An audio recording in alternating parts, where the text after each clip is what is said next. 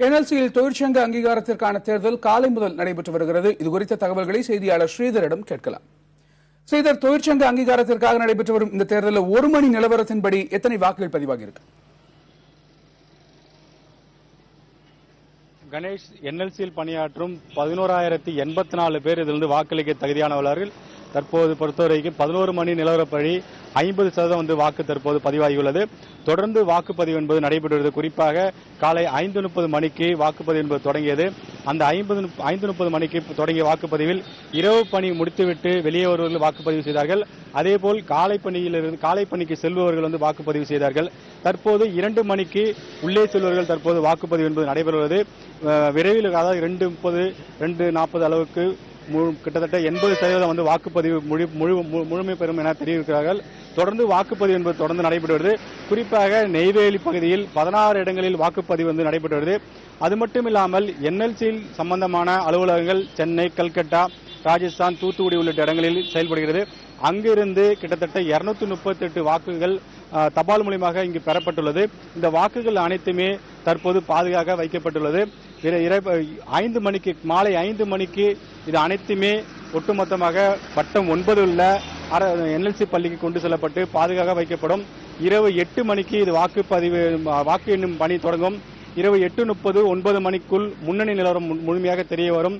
இதில் அங்கீகரிக்கப்பட்ட சங்கம் எது என தெரிய வரும் கணேஷ். ஆனால் தொடர்ந்து அனைத்து தொழிற்சங்கங்களும் பெரிய எதிர்பார்ப்புள்ளார்கள். காரணம், 2001ஆம் ஆண்டு முழு பெரும்பான்மையாக தொழிலாளர் முன்னேற்ற சங்கம் வெற்றி பெற்றது.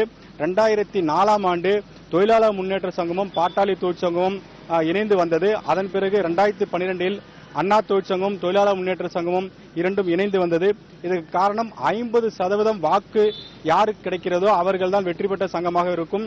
51% ஒருவருக்கு மட்டுமே கிடைக்கவில்லை என்றால் அடுத்ததாக உள்ளவர்கள் சேர்த்து 51% பெற்றால் 2 சங்கங்களும் சேர்ந்து அங்கீகரிக்கப்பட்ட சங்கமாக அறிவிக்கப்படும்.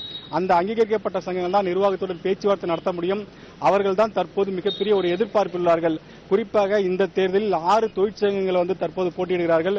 அண்ணா தொழிற்சங்கம், தொழிலாளர் முன்னேற்ற சங்கம், CITU, AITUC, BMS, பாட்டாளி தொழிற்சங்கம் உள்ளிட்ட 6 தொழிற்சங்கங்கள் தற்போது கலைத்துள்ளார்கள். அனைவருமே மிகப்பெரிய எதிர்பார்ப்புள்ளார்கள். குறிப்பாக கடந்த முறை ஊதிய மாற்று ஒப்பந்தத்தில் பல்வேறு பிரச்சனைகள் இருந்தது. அந்த சமயத்தில் சரியாக செயல்படவில்லை என்ற ஒரு அதிருப்தியும் தொழிலாளர் மத்தியில் உள்ளது. இருந்தபோதும் இந்த தேர்தல் என்பது அனைத்து தொழிற்சங்க மத்தியிலும் மிகப்பெரிய எதிர்பார்ப்பு உள்ளது.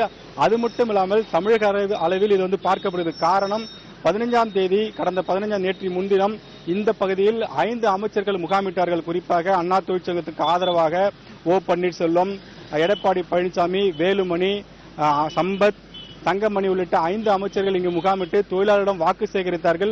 அந்த அளவுக்கு மிகப்பெரிய எதிர்பார்ப்பு இந்த தொழிற்சங்க தேர்தலில் தற்போது நிலவி வருகிறது. இதன் காரணமாக இங்கு 200க்கும் மேற்பட்ட போலீசார் பாதுகாப்பு பணியில் ஈடுபடுத்தப்படுகிறார்கள். சட்டம் ஒழுங்கு பிரச்சனை ஏதேனும் ஏற்படக்கூடாது என்பதற்காக கடலூர் மாவட்ட SP விஜயகுமார் தலைமையில் 200க்கும் மேற்பட்ட போலீசார் இங்கு பாதுகாப்பு பணியில் ஈடுபடுவார்கள். தேர்தல் பணியை தொழிலாளர் நலத்துறை ஆணையர் ஸ்ரீவத்சவ் தொடர்ந்து மேற்பார்வை கொண்டு வருகிறார். 11 மணி நிலவரப்படி கிட்டத்தட்ட 50% வாக்குப்பதிவு என்பது முடிவடைந்துள்ளது. தற்போது 2 மணி பணிக்கு செல்பவர்கள் பெரும்பாலும் தற்போது வாக்களித்து வருகிறார்கள். கணேஷ்.